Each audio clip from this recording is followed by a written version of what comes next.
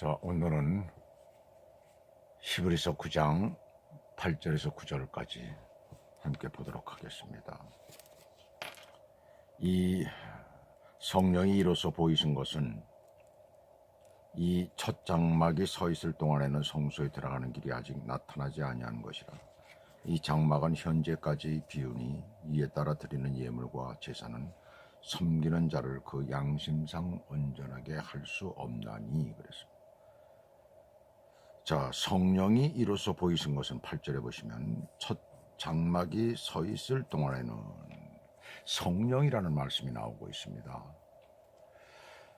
고린도전서 2장 우리가 13절에 보시면 우리가 이것을 말하거니와 사람의 지혜에 가르친 말로 하지 아니하고 오직 성령에 가르치신 것으로 하나니 신령한 일은 신령한 것으로 분별하느니라 라는 그런 말씀이 있습니다. 우리가 하나님의 계획과 목적을 정확히 이해하기 위해서는 성령의 도움이 절대적으로 필요합니다. 성령은 우리에게 모든 것을 가르치시는 스승이시죠. 그러므로 누구든지 신령한 일을 분별하고 진리 가운데에 행하려고 하면 성령의 인도를 따라야 하는 거예요. 그래서 구약의 성소 및 제사에 관련된 것들을 진리의 빛 안에서 특별한 통찰력으로 성령께서 가르쳐주고 있음을 여기서 말씀하고 있습니다. 그래서 오늘 이 히브리서를 받아보는 그런 성도들에게 이 말을 하고 있는 거예요.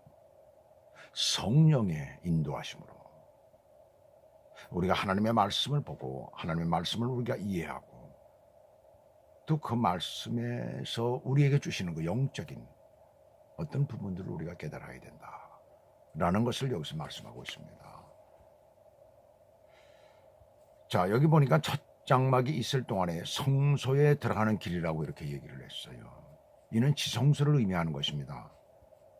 그래서 원어상으로 보게 되면은 성소에 들어가는 길이라고 여기서는 이렇게 전체적인 것을 얘기를 하고 있는데 지성소를 얘기를 하고 있는 거예요. 이 지성소는 곧 하늘 지성소인 하나님의 전전을 가르치고 있는 것이죠.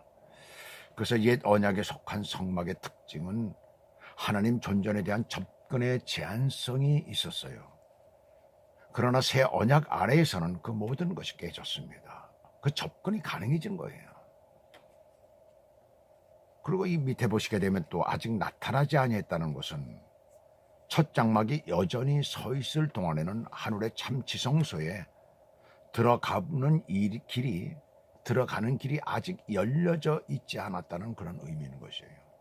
이는 하나님께서 성막을 설계하셨다는 그런 점에서 이 성막은 완전하지요. 예, 완전하지만은 그러나 그것은 영적 역할이 제한적이었으며 하나님께 대한 인간의 입장에서 보면 그 결과가 보잘것없었어요.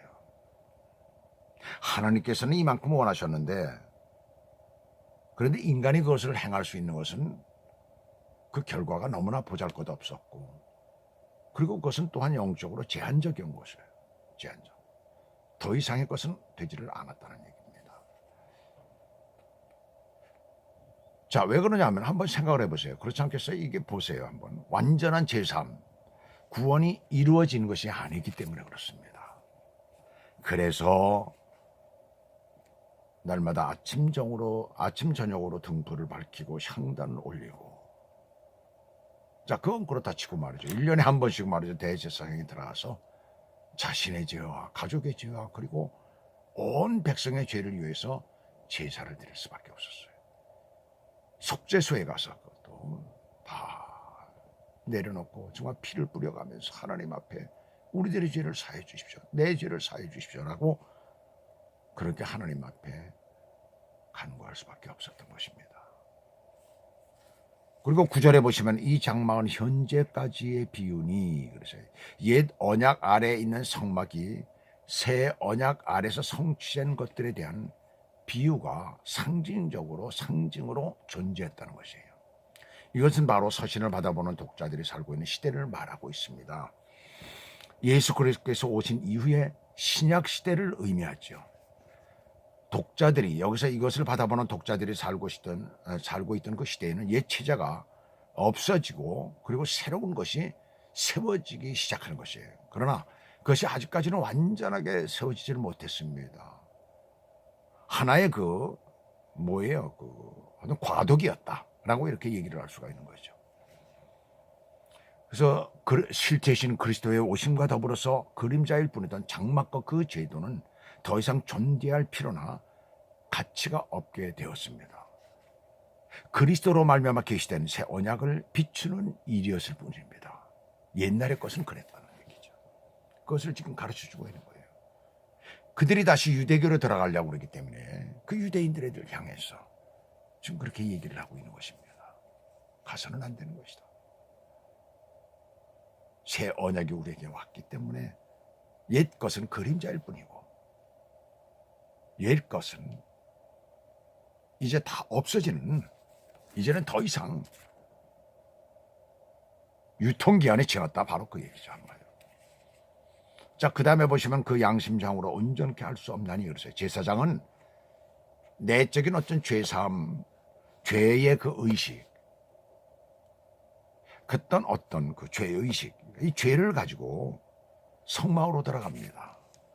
그가 드리는 예물과 제물은 의식적 어떤 정결만을 줄 뿐 실제적인 그들 가운데 있는 어떤 죄의 문제, 양심상의 문제, 이것은 정결하게 하지를 못했어요. 그들은 이렇게 계속해서 제자를 드렸지만 인간은 죄의식에서 해방시키지를 못했던 것입니다.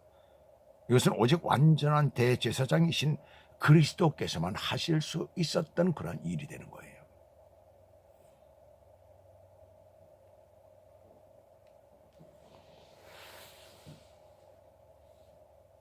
참된 예배는 우리 안에 있는 죄를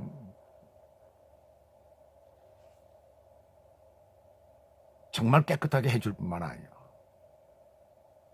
또한 우리의 양심상, 우리 양심의 문제까지도 만족을 주는 것입니다.